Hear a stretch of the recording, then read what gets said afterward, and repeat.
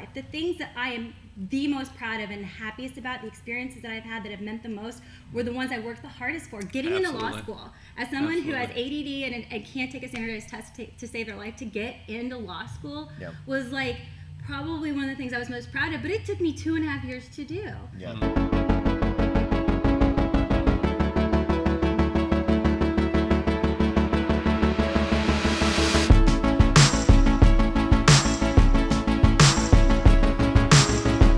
Good morning, everyone. This is Jarrett Basson with Mark McKay, and you are listening to Triumph Every Day, where we discuss the journeys that shape the lives of our guests and how it brought them to where they are today.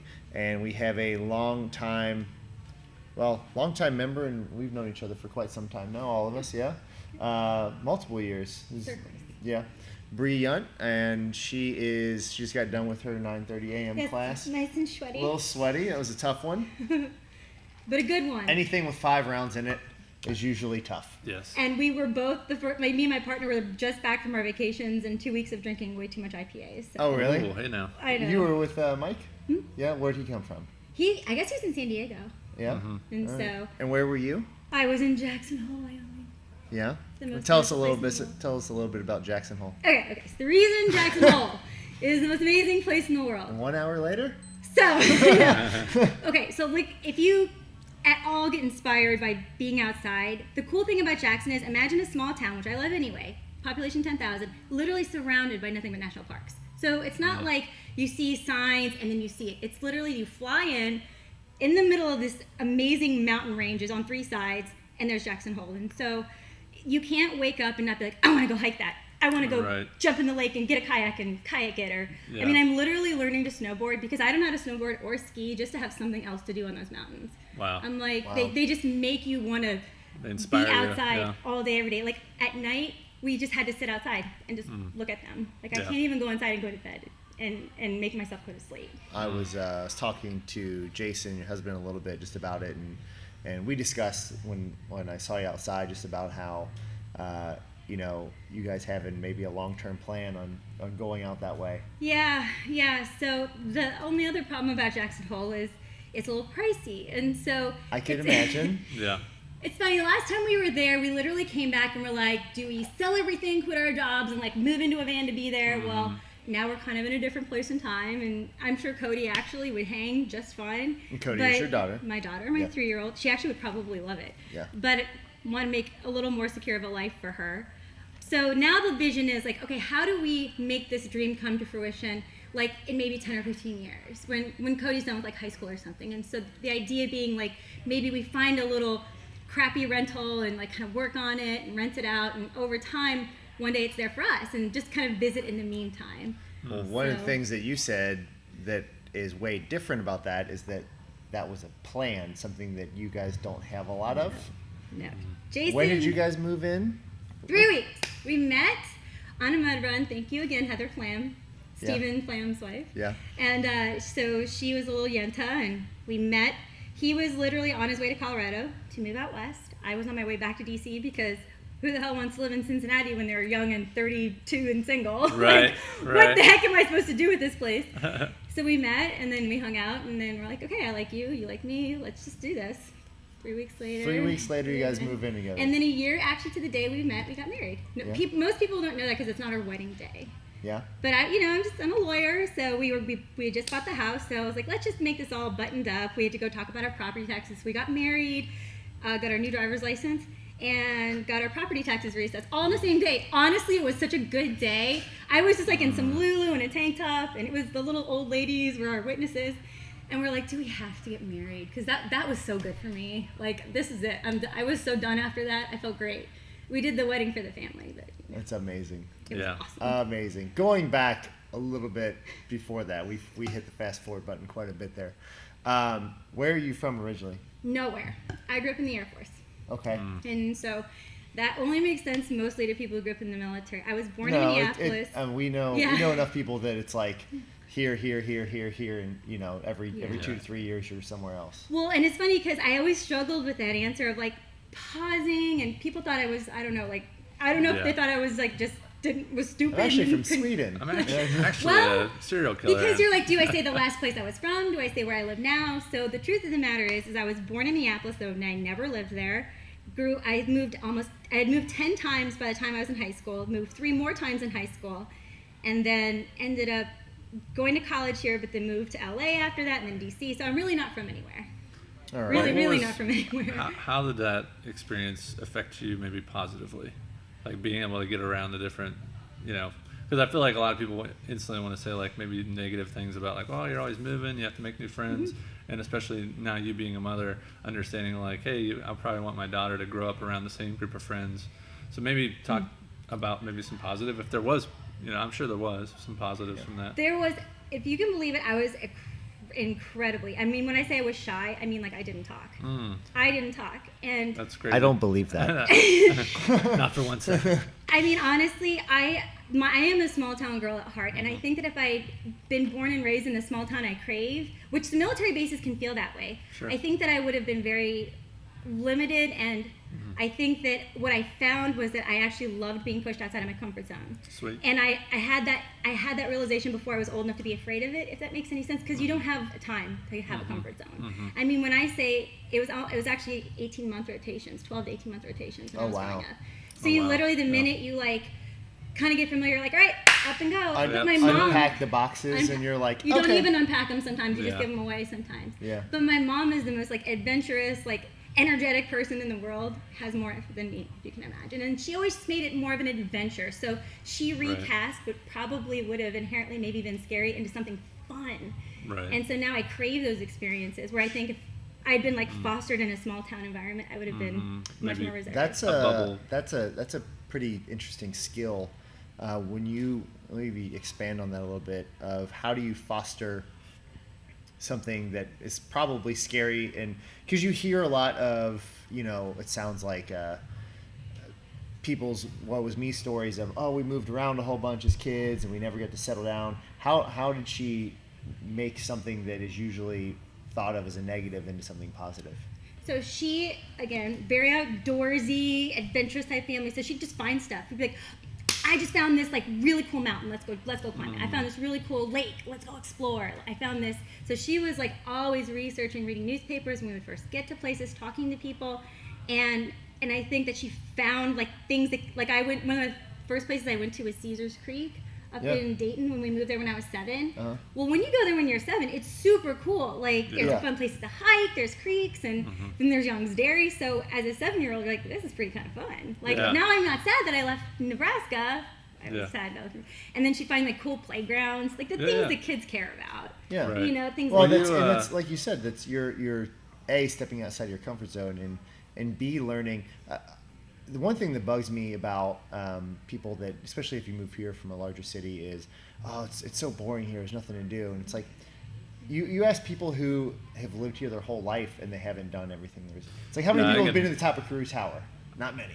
No, but I want to do the run there one day. There's like a step run. Exactly. It's $2 to go to the top. I can speak to that because for me, maybe a little bit of the opposite end of the spectrum. Grew up in a very small town for a very long time, and then I moved to Cincinnati not knowing a single person to go to college. Yeah. And that was like big and scary, and I know Jared's like been here his whole life, but this was the big city for me. And it's all contextual, right? Exactly. So I feel like what your mom was doing was just like, obviously she was reframing the situation for you, and that's all it is. I'm sure if your mom would have been like, oh no, we have to move to Dayton, it's so blah, and you would have been right on board with that because obviously she was someone that had a big impact on your life and probably how you thought and your emotions and so on and so forth. So I think that was Mother of the Year award probably 10 times over for her, doing that time and time again, however many times you had to move. But I know for me it was big and scary, and one of the things, my hometown didn't have a ton of like murder and stuff like that. It was kind of like you can literally have your front door unlocked kind of thing. Everyone knew everyone. And then I moved here, and the first night on the news, a cop got shot in the head. That must have been a big like. It was one of those things where I'm not telling my mom about that because she will freak out. Yeah. Coming home. Yeah, exactly. But and I was kind of thrust into a circumstance where I had a roommate that was very, we'll just say shady where I didn't really feel like I could leave my belongings out, and like just trust wasn't apparent, you know, and so it was one of those things. But what it forced me to do, like you just said, it forced me to outside of my comfort zone. So now all of a sudden I'm like, okay, I don't know everybody. I have to actively pursue friendships and relationships. And, you know, it caused me to get involved with things like study groups and other things that I would probably have never have done if I wasn't like forced kind of into that scenario. So I feel like that's maybe an ace in the hole sometimes probably for you, where you guys can the younger you start to do it, exactly. it's like a sport or any other skill. Like it's easier to do when you're younger before you become aware of it. Sure. And I will say this, the one thing about the military that's amazing, and this will speak to like my love of CrossFit, that's why I'm tying it in, is it's community. When you talk about moving from base to base, it's a lot less scary, because the one good thing is you're also never the new kid when you're on base. Because there's like, you're the new kid this week, and the next week there'll be another new one. And it's it's a community. And so kids, people do leave their doors unlocked, and they've been from all over the world. And so, I mean, I saw interracial kids my whole life. I saw people of all races, shapes, and sizes my whole life. And you got a amazing experience not knowing it, of like just becoming worldly at a very young age. I didn't even know what racism was until I was in 6th grade, and it was one of the most impactful experiences I ever had, which was that it did not even occur to me that that was a weird thing, that was a dynamic. And that was when I moved from Boston to my first off-base housing in Tallahassee, Florida, the South. Literally, my school had just been desegregated 10 years earlier. You could have just said Florida, and I would have known it was messed up. Yeah, and I was just like, I remember being in school, and I was like, talking to the black kids and the white kids. I didn't see a difference. I didn't see an issue one way or the other. And this one girl who was so sweet, she became my friend probably so I didn't die, because it was kind of like at middle school. Yeah. And she's like, Brea, you can't do that. And I'm like, why? Like literally cocked my head, like had no idea why.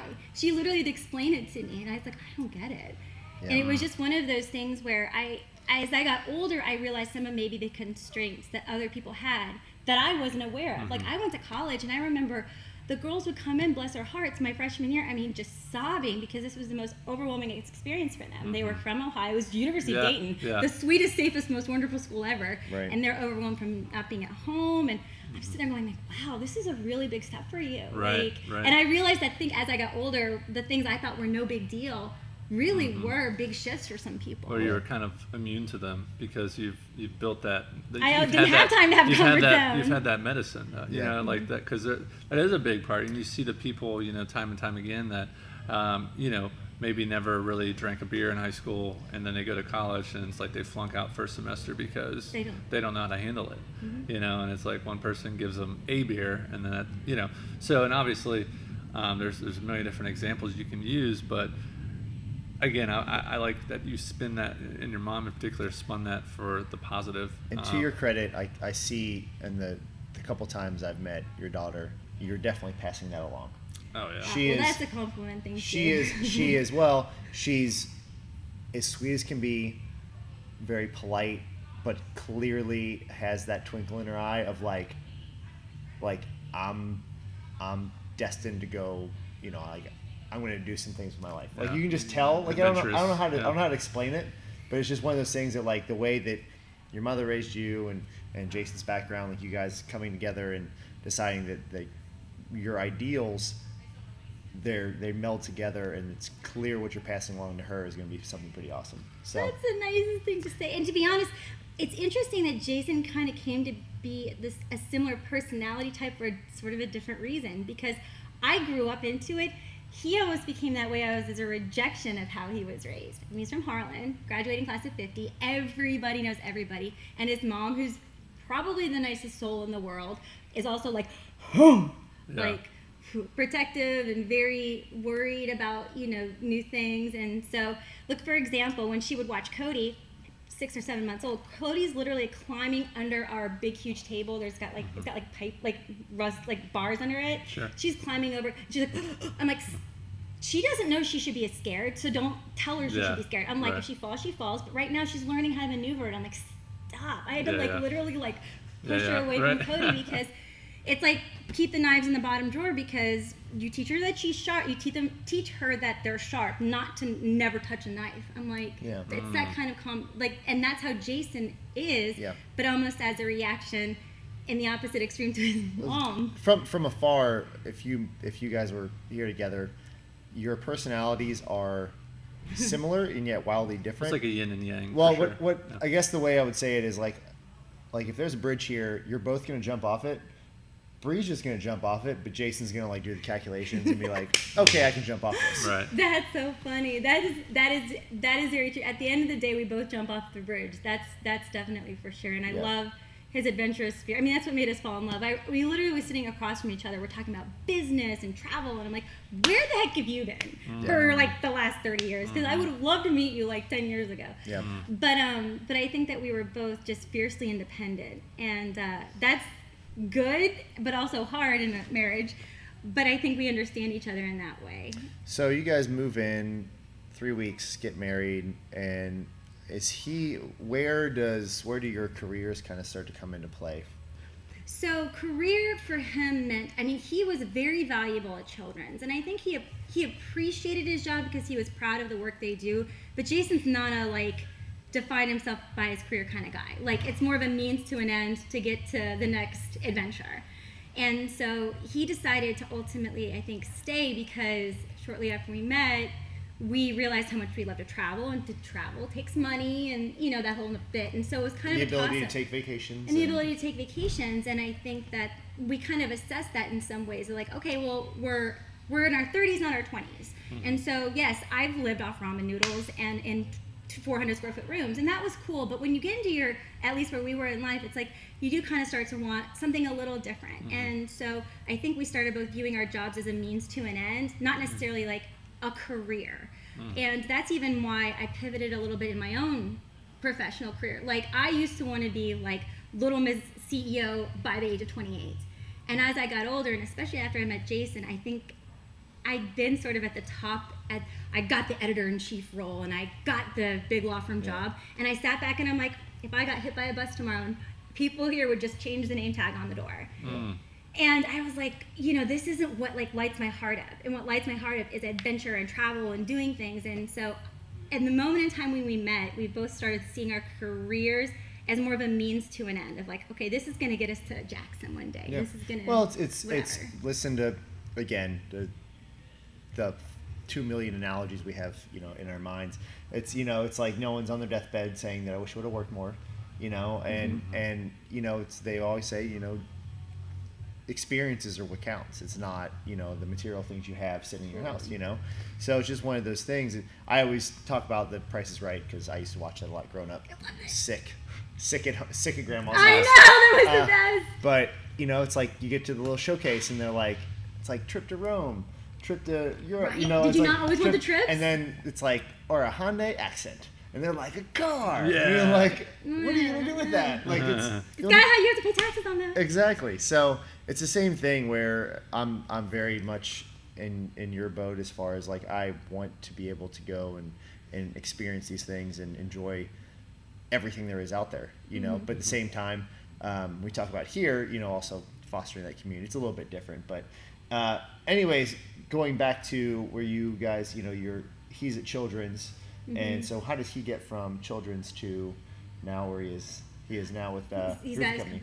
So basically what happened was he was at Children's kind of doing his thing, and I was still finding my place as far as like what was a fit profession here, because the law firm it was nowhere near a fit for me for many different reasons. Not because I didn't love the law, though. I love the law, and I loved, from a mind perspective, mentally what I was doing, but it sounds geeky.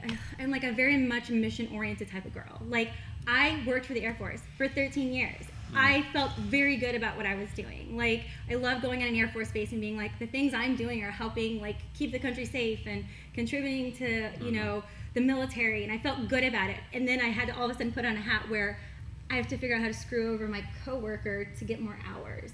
And that's not to say that's what lawyers do in law firms, but I'm saying that was the culture, the one that I saw pervasively, and I'm like, I can't do that. I am the kind of person, I love team sports, I love team workouts, I love to pick up the guy next to me and like, let's get through this together. Sure. And if I can't work in an environment like that, I'm gonna be miserable. And so I needed to get to a place where I was able to just do the kind of complex work I like to do that challenges me, but nobody's sitting there going, what's your billable hours?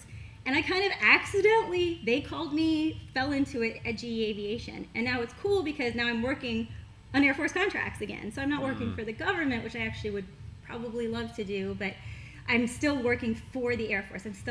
I know GE is a great company, and I know that we're giving them a good product, and we're helping still in some like small way. Sure.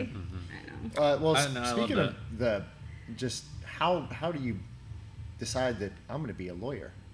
Oh, so random. Oh my God. I didn't grow up wanting to be a lawyer. Like, it wasn't a thing. I actually loved business. I remember the day I decided I really wanted to become a lawyer was I was getting my MBA. We were in finance class, and I'm like, want to know how to do my stuff. Like, I don't want to I'm very independent. So he gets to the point, blah, blah, blah, at the end. He's like, and this is the part where you're going to want to call your lawyer for blah, blah, blah. I'm like, hold up. I'm like, well, what's the answer? And he's like, well, you really have to talk to a lawyer to get the full picture of, like, maybe doing some risk assessment and so on and so forth and some tax liability. And I was like, well, screw that. I'm just going to go be a lawyer. Like, I'm not going to ask somebody. And then also, it was that in part also, and then a passion for small business. And I would go talk to all these small business owners, because in Long Beach and in LA, and not a lot of people know this, there's like usually a lot of ordinances against franchises, which is wonderful. So it's a lot of small businesses. But I would talk to one after the next, and their businesses were failing for stupid things. They hadn't read their lease the right way. They couldn't get a liquor license. Some small thing that was literally a legal hiccup was ending them and ruining them. Yeah. And they couldn't afford to pay for a lawyer to fix it because it was going to be some expensive thing. And I was like, I guess I just saw and was sympathetic to that and was like, I can be the lawyer who can like help them. And I don't know, again, just kind of wanting to foster that environment. And so it wasn't I wanted to be a lawyer, I just didn't want to not know the law. Well, and I think a problem solver almost. Yeah, and again, speaking to your character and having empathy for other people. Like that's, unfortunately, that's looked, especially on probably in your business, a downside. Yes, it was. Actually, they think you're weak, and I'm like, that's. It really bugs me personally that empathy is, and not sympathy, but empathy is looked upon as a weakness. Mm-hmm. Like it's for whatever, and you know, it's like that's something that we fight with here, which is like, you know, CrossFit, you know, is supposed to be this big bad, like, you know, the CrossFit Games are going on right now. It's like all these like muscle-bound people, and it's like that is such a tiny microcosm of what it actually is. Mm-hmm. Like the real majority of this is meeting people where they're at and understanding where they're coming from. And unfortunately, that is looked upon as a weakness in almost the whole country. And that's not something I understand, and that's even in the political environment. And I'm not getting into politics, but I see that, and I'm just like, for me to win doesn't mean you have to lose. And I'm not being like pie in the sky, unicorns and sparkles kind of person. Win-win. Like there really is a way to do this. Like splitting the orange. That's the person who cuts the orange in half when really one person wanted the peel and one person wanted the meat. I mean, it's over and over and over again in business, and I think is it called the meat of an orange? I think it is, or the juice, you know, the orange part. I don't know that. I don't know. Anyway, the point I is got the analogy, and I think it's a solid one. I think you're making a lot of solid points. Not to jump in, but I think you're doing the right thing. The thing that I would love to extrapolate on is like, how do we teach this to the masses? You know, like from what you said earlier about experiences, and then going after something that you feel called to, as opposed to, you know, talk about like the world almost kind of calls you to, like with I want to tear other people down to get up. It's all about me, and you know, all these things. And it's almost, you know, and again, it might just be a fundamental problem with the education system or whatever you want to call it. But I know you can obviously study abroad and have experiences and do all these things. But there's so many times in life, I feel like people miss their calling, and then that just propels into this downward spiral of negativity. Mm-hmm. You know, because whenever I was listening to you speak there, I can just hear the passion. I feel like it's really easy. Anytime you speak with a passion, and it's infectious, and it's really cool.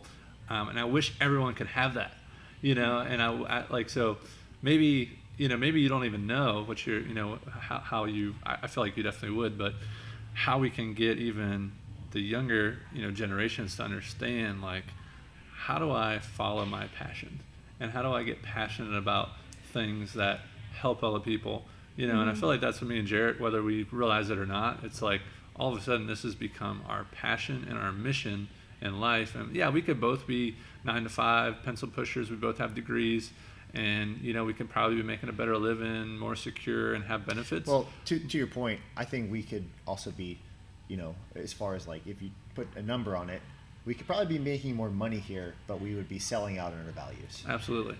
Well, and I think that's what it comes down to. If I could summarize what you were you were saying in one word, it is values. And I think that this is a moment in time, just in general, where I think a lot of there's room to have that evaluation. Like, remember, I mean, like, this is so stupid, but even think about like 10 or 15 years ago when like the next greatest thing was to be all blingy and over and excessive and the Paris Hilton kind of thing. Right. Well, now there's like, it's almost like a reaction to trend to say, people are valuing their time. They're valuing rather to live in a van and have work freedom than to. So I think there has been a pendulum swing in another direction, and I really hope that the trend continues, because this materialism that that just came up so, I think, heavily in the 80s and 90s.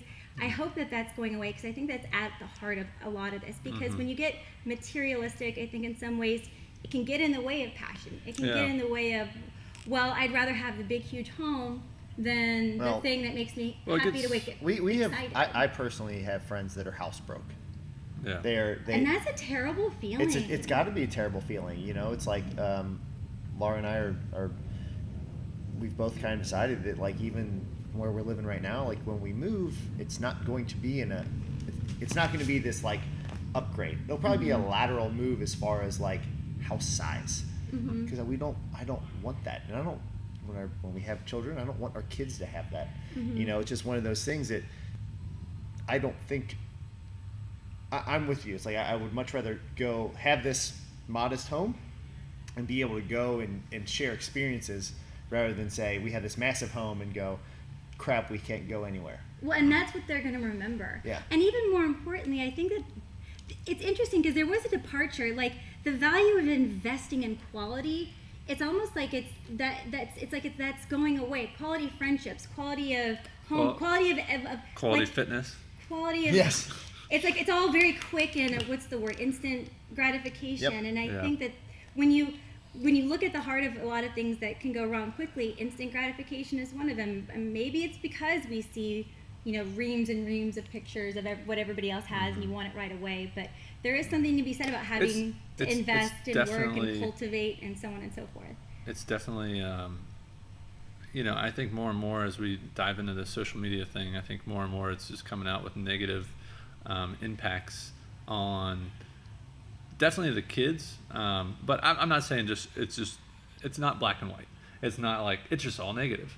There's definitely some positive. There's definitely people that can stay connected and so on and so forth. But it's above my pay grade for the psychology of it, like what it's like actually doing to the minds of people, and how it's so, the rush of the dopamine effect to getting the likes and all these things and posting this perfect life, and you're seeing the best picture of everybody's day. You get a highlight reel of, let's just say, 1,000 people that you follow. You're getting a highlight reel of 1,000 people and making this amalgamation of one person. Yeah. And that's not even remotely true. No. And as I think, to Mark's point, as adults, I can differentiate and say, and know that, but children do not understand that there's a difference. And plus, we had a whole childhood and life building up to this without that, so we know the difference. And I'm like, oh God, like, how would you not know at 12? I know some of the early statistics that they're coming back, with is just the early kind of graduates are quitting their jobs at an all-time rate. Just because they're 2 years into their career and they're like, oh, I'm not making $100,000 yet. What the heck? And they think that they should have something else. And it's just, and like you said, there's probably going to be more housebreaks. So, I think that, to wrap this thing around and tie it into, we're essentially a strength conditioning, podcast.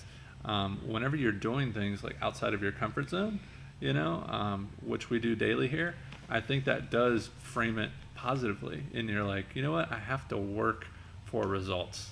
They're not just given to me. And I think that's now more than ever, whenever you're obviously constantly looking at your reflection in the mirror. Yeah. And if you're not, maybe you don't like what you see, guess what? You got to work for it. And guess what? If you're looking at your bank account and you don't like what you see, guess what? You probably got to work for it. If you're not looking at all areas of your life and you don't like what you see, guess what? You got to pick up a book You got to read. We just got back from the Biltmore. Me and my wife went down to Asheville, North Carolina. Beautiful. And one of probably my favorite rooms in the Biltmore, is a huge mansion built in the late 1800s, was the library. And, George Washington Vanderbilt was the guy that made his millions off of the early railroad system. He read over, I want to say it was close to 4,000 books in his lifetime. He had over 30,000 books in his library.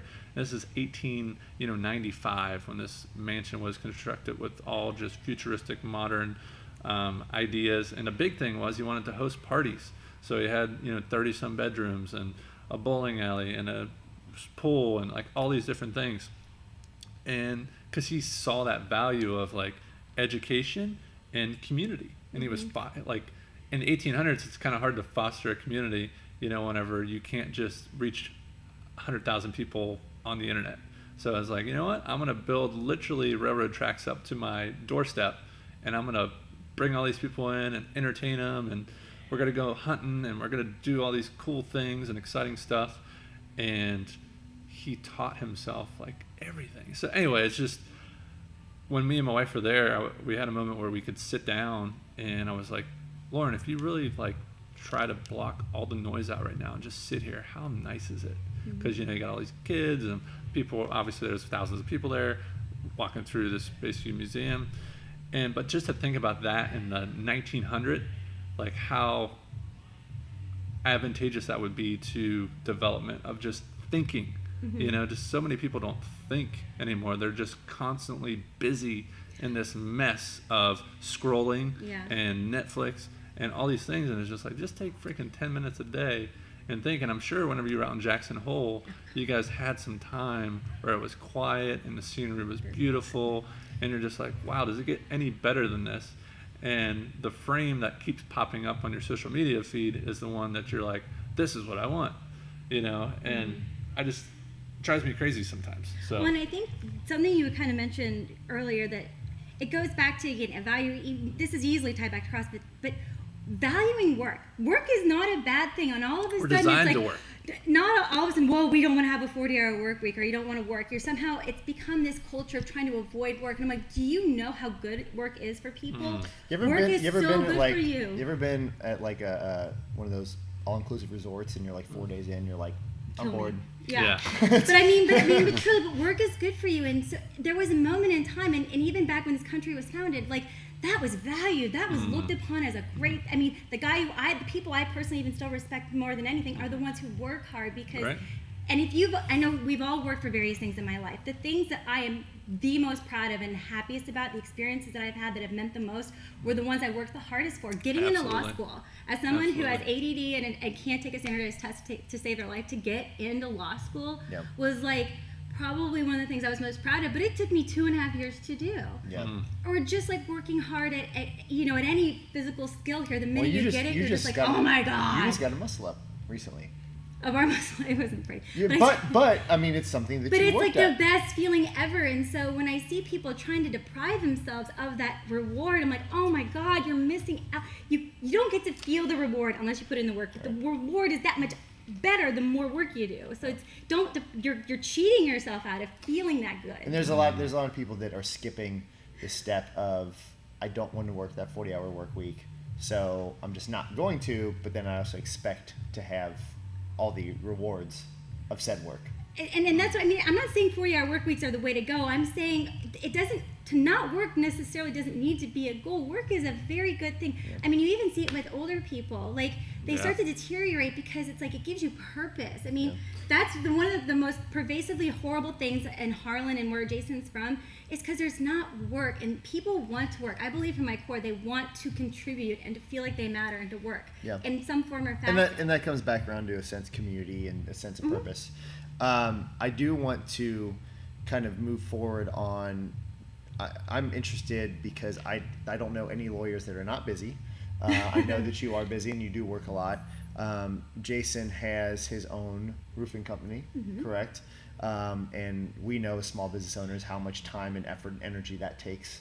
And then having a family on the side, how do you guys make things work to add more work into that sentence?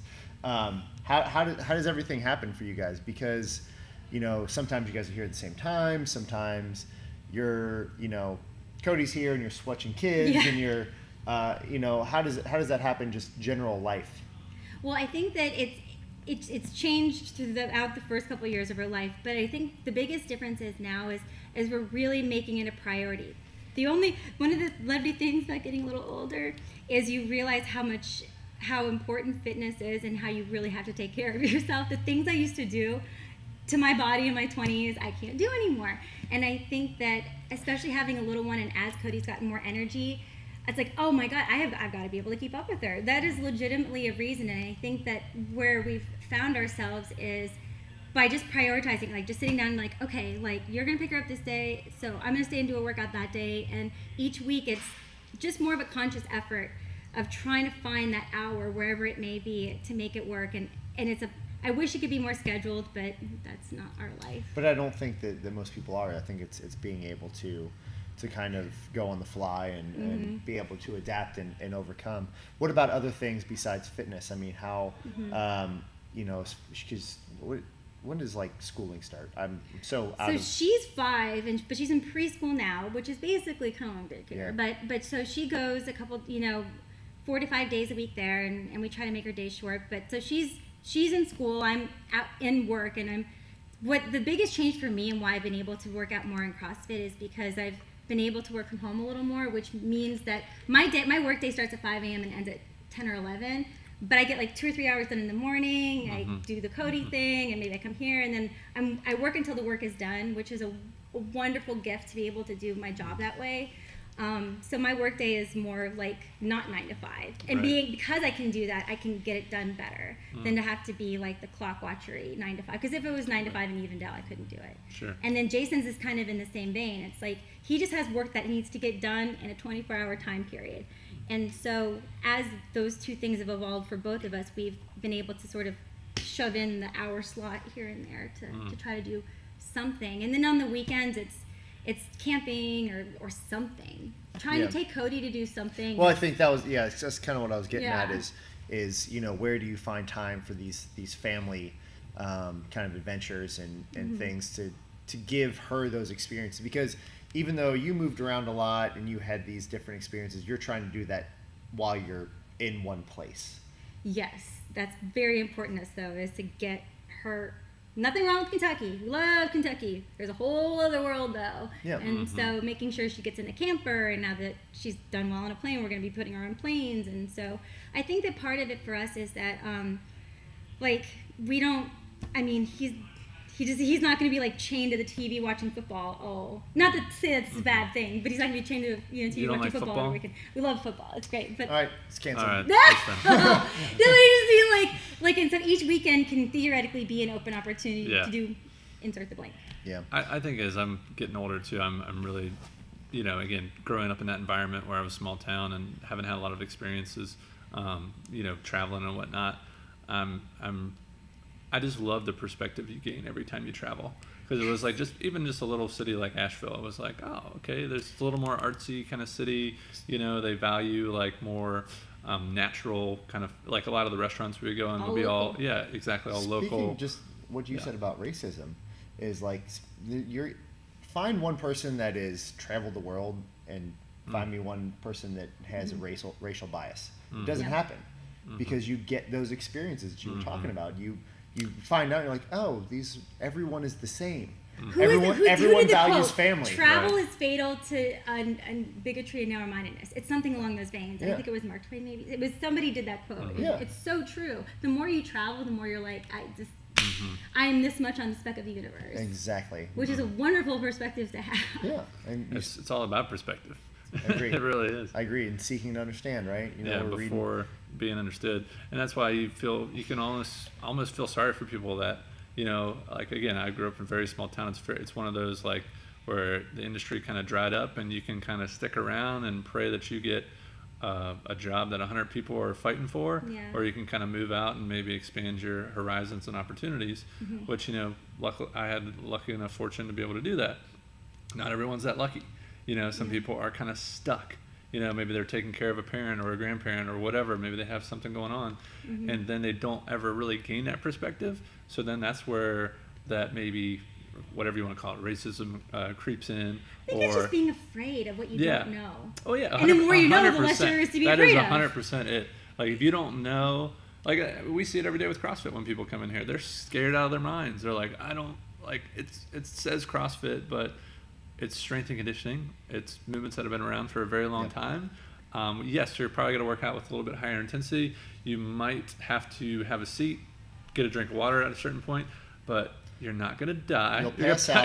You'll pass out well before you die. No, but I think that's also important about the kind of culture that's fostered in each gym, because if it's okay to set the bar down and no one's going to be like, yeah, that's a huge thing. I mean, and sometimes it's not like that, and sometimes you feel like the outsider if you can't like snatch 100 pounds, and that's a stinky feeling. And so that's also the culture that is, and the tone that's set by the coaches. Yeah.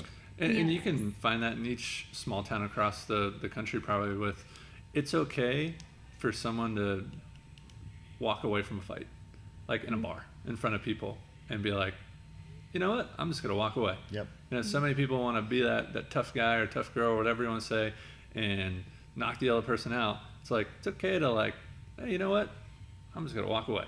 And whatever, they can call me a name or they can, you know, run my name through the mud, but guess what? It's okay to take the high road, you know, in certain situations.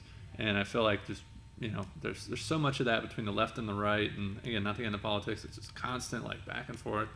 And it's like, can't we ever just like kind of meet in the middle? But again, that's the point, is like at some moment in time you have to value the meeting in the middle. Like meeting in the middle with you doesn't mean I'm not passionate about my position, but what it does mean is that I do give 2 licks about yours, because you're a human being too, and it's different, but I want to appreciate that your opinion, because you're a human being as well. So maybe this isn't so bad. Yeah, and it's just listening as opposed to waiting to talk.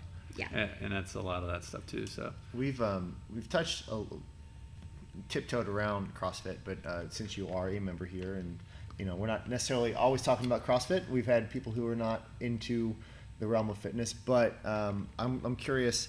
I know a little bit about how your kind of fitness journey started. Maybe go back a little bit, and was there sports involved growing up? Was there how did you kind of find yourself into where you are now as far as here? Well, so I didn't really get to play sports that much because we moved so much. I swam. You're like in and out before the season's over. Yeah, so I swam and ran track, which are very easy things to like pick and do, and that's what I did through high school. So my first sport, my first love, was rugby. Of all sports, but it worked so well for me because I loved the rawness and the grittiness and the community. I mean, besides CrossFit, like I have never met a community like the rugby community. And literally, you go to a new city. Hey, I play rugby. You want me to you just show up to it, and like you're sleeping on girls' floors. You're out to beer with them the next day.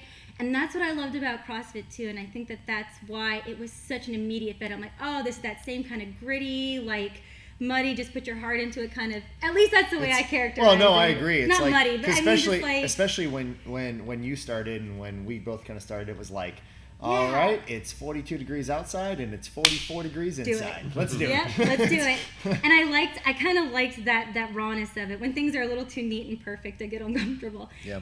But there was, again, that community. Like the first thing I did when I got to Cincinnati, I mean, literally dropped off the boxes Sunday, was to find a CrossFit gym on Monday. Yeah. Like that was the first thing I did, because I knew it would be some way of, you know, finding a set of people who I knew at least had something in common.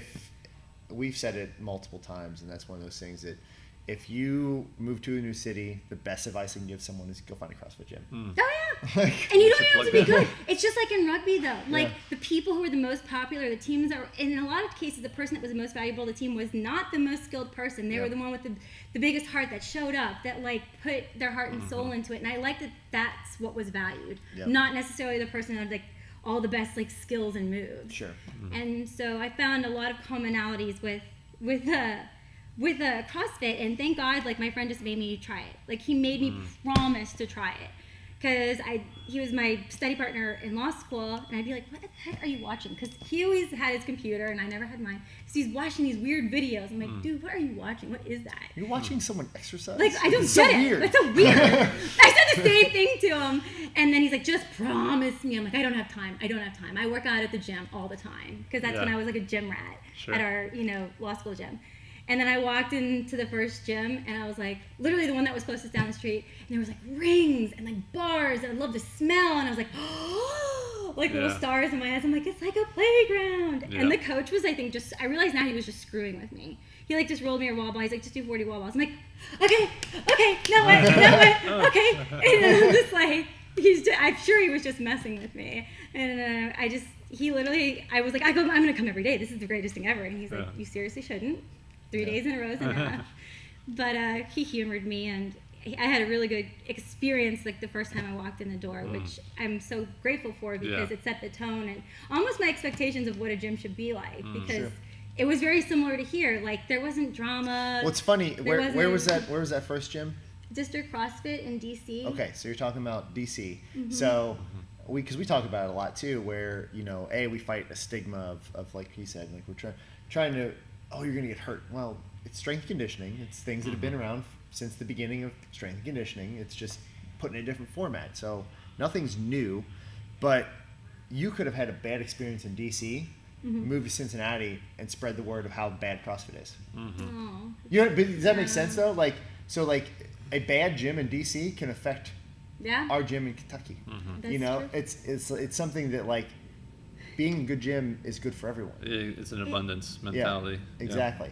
And you know what I'm finding? Like, and I guess this is where you guys can speak to this even more so than me. I think that over time, it's like all of a sudden someone would just get a level 1 certification, grab a couple barbells, and just like open one up, and you're just like, oh God, no. Luckily, we don't see that, like that as much anymore. It's definitely peaked, and it's on the down a little bit now, and you're going to ultimately see it is a business, and it's a tough one, because there's a lot of competition. You're charging a premium, so you have to provide a premium service, and those people that aren't doing their due diligence with constant education, continuing education, doing trainer meetings, staff meetings, procedures, policies, clean gym, it's more than just, like you said, opening the door and rolling out some med balls and having a barbell and a rower. It used to be. 100%. It used to be. But, and I think that's also where people got hurt because they were having coaches let them work out to rubato or whatever that word is. Tabata. No. What's the word where they get like rubato? Oh, rhabdomyosis. Whatever. Rhabdo. For short. Rabata. That's a new workout. No. But I mean, they'll like experiences like maybe someone is sharing. I'm like, that's not the way it is. Like, and that kind of got blown out of proportion because a lot of maybe going back to some of the root of what you were talking about earlier, which is deceiving other people. People were threatened by this business of CrossFit that were established within the strength conditioning. They kind of look. They just lost their lawsuit. They look down their noses at us because we don't have exercise physiology. Not every trainer has an exercise physiology degree or a master's in kinesiology, and they don't think just because we have that paper, it's like, hey, we can still. Obviously, we live in the internet age. We can watch the videos. We can read the books. We can have the practical application because we're training hundreds, probably thousands of people a week. So, and if you ask any good trainer out there, it's, I can recite, you can have a person that can recite all the bones and muscles and demonstrate all the proper biomechanics through the body, or you can have a person with 100,000 hours of practical application. Like, who do you want in that scenario? And I'm not saying like, we know everything here. We're consummate students, and I feel like the best trainers have to be, because that's one of the things that really attracted me to this industry and made me passionate about it, because it's always evolving. We're watching the CrossFit Games right now. One of the things I love about CrossFit is they're constantly pushing the barriers to what is possible. They just announced a marathon row. These people are going to literally sit on a rower for 3 to 4 hours, and they didn't know that until 2 days ago. Who else is going to do that? I mean, it's a very small percentage. And what's funny is, like, each time they've said that, that was impossible, and that was the thing that nobody could do, like the pegboard, everyone made such a fuss about that. Literally, like, people were doing it within 6 months. Exactly, and it's more of a shot to their character. This is really cool. I could do this. Well, and then just to piggyback off of what Mark said, I would be willing to argue that not having that piece of paper that says, we're certified, in anatomy and physiology, that actually has been pushing the boundaries as far as information has been distributed. And the internet has been a huge help to that. But I mean, you just think about the way things used to be is, okay, well, this is a new technique. all right, well, now it's published and now it's distributed in magazines and journal articles and all this stuff. Well, now it's like, hey, I just found out this new thing. Here's a video of it. You know, and it's like worldwide. Right. So the internet age has been a huge help to what we do, but the problem with that is those established kind of organizations. They want to fight against it because it's not the way things were done. Well, and you always struggle with that, but it's similar. I mean, like it's like being a lawyer and being able to recite every statute. And only locking yourself in with a book, but having no clue how to talk to a client. Like, no clue. I mean, I graduated with people who'd never even, like, spoken to somebody else for the sake of representing them in any way, shape, or form. Or even worked for somebody. And I'm like, all of this means nothing if you can't translate it into something that's useful to the person you're trying to help. It doesn't matter if you are a CrossFit coach or a lawyer. If you can't translate what's up here into something that's useful to the person who's standing in front of you needing your help, then you've completely lost the point. Just think about anyone who's book smart, right? You know, and they have zero ability to talk to another person and communicate well. Yeah. You know, like that's something that we found out as business owners is when you're looking to hire someone or bring someone on the team, what we start with is, are they a good person? You know, because you teach somebody how to teach an air squat. Yeah, exactly. But you can't teach someone good values. And how to communicate and listen to somebody and the best acronym I've heard is that the KISS, keep it stupid simple, and it's just simple stupid or simple stupid. Keep it stupid simple. Right? That still works though, right? Yeah. Stupid simple. Yeah. Is that keep right? it like crazy stupid simple. Yeah. Yeah. There you go. I don't use that one very often.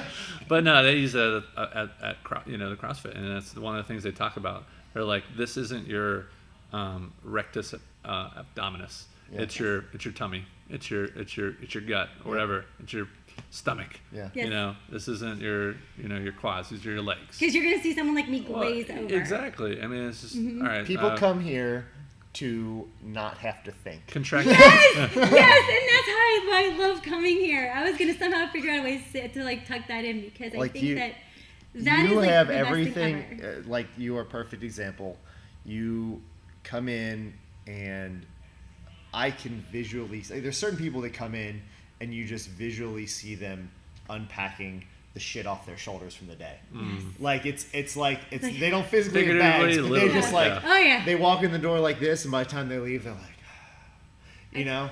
And you're definitely one of those people. So like, but if Mark is coaching a class and he's throwing out all these terminology and you're like, I don't know what I'm doing. You're like, oh, just snatch it. And you're like, oh. Externally rotate your shoulder. Yeah. No. It's like perfect example. External, internal. I like the push the butt out like you're gonna shut your car door one. Like, yes, that was one of my favorite ones. I stole that from. Speak my language. I stole that from Mike McKenna, which he's not listening, but I stole that from Mike McKenna. But those are the kind of things that I think that when you have a coach that knows how to communicate. Again, someone like me, I have thought all day, and you know what? I'm gonna walk out the door. I'm gonna think about Cody's dinner and my house and my work and. To come in and just be like, just tell me what to do. And I trust you. I trust you, and that's like the best part. I'm not second guessing anything you're saying. Yeah. Guide me through this. Yeah. Guide me through this experience, and building that trust takes time. And you're saying with your clients, I'm sure that's something that you've experienced with your profession is like, they have to trust you. Like you have to sometimes throw that. Because when you're fighting someone to listen to you, it's a very frustrating thing. You sometimes have to throw that like. Scientific card out there or whatever you want to say with anatomy and physiology and stuff like that. For sure, it has a time and a place, just like statutes and laws, so on and so forth. But at the most, there's even like I think a new commercial out where they're like, I think demonstrating different careers, and one of them is, they're walking through a house and they're giving all this fancy terminology, and there's literally a translator there like, a lot of people want this house. You need to put an offer in soon. It's like, it's just, again, keeping it stupid simple. Right. So, but yeah, I want to go back. You were talking about rugby and then obviously getting into CrossFit. And then how's that journey kind of evolved and made you the person you are today? Well, so the transition from rugby back to CrossFit is like going and being an individual sport again, but you're not with CrossFit, which is why I love it. Like, I could technically probably follow the programming and maybe try to pull it off in the gym, but for me, 99% of the enjoyment that I get is, again, coming in here and having coaches just tell me what to do so I don't have to think, and I could just just have it fed, and I can just follow your lead, but also to have it be doing it with people who are next to me, and it's not a competition thing, because people are like, oh, you're just so competitive. I'm like, that's not the right word. I don't know what the right word is, but the idea is that when someone's sweating next to me and getting into it, it feels like a team environment, the team environment that I loved. And it's like when there's people who are cheering you on, and again, it reminds me of a team sport doing an individual thing in a team environment, if that makes sense. Makes So, total sense. because it's not competitive. So when I'm trying to keep up with someone or push somebody, it's not because I'm trying to demolish them into the ground. Right. But it makes me it makes the workout better for me. I push harder, I try harder, whatever the words are. Yeah, I love it. I'm going to wrap things up only because I know you got a phone call to get to back here. to work. Yeah, so she's got to get That's back to silly work here. We could probably talk for another hour or two. A lot of these we could let's do part 2, and it's another 3 hours. We have to do long. part 2 with Jason and me together. I know. That'd be great. I know. Yeah, definitely. I would love to have you guys both on here and have that dynamic of. I won't drink coffee that day. His you're the yin to your yang, so to speak. So, but I do want to ask just a quick question, and just really simple, and hear your opinion on it. And that is, what is your definition of success? Definition of success is that I'm spending as much of my day as possible doing the things that mean the most to me. And mean the most to me is changing over time. Right now, mean the most to me is being great and present for Cody. And so, but spending the most parts of my day doing the things that mean the most to me. Yeah, it's good stuff. Fantastic. Very Very valuable. Well, we really appreciate you taking time out of your day and coming on here. It's been awesome. And thank you all for listening to Triumph Every Day. Make sure you subscribe on YouTube, iTunes, and everywhere your favorite podcasts are found. You can find us at triumphstrength.net, on Instagram at triumphstrength, and Facebook at facebook.com/triumphstrength. See you guys next week. Thanks. You.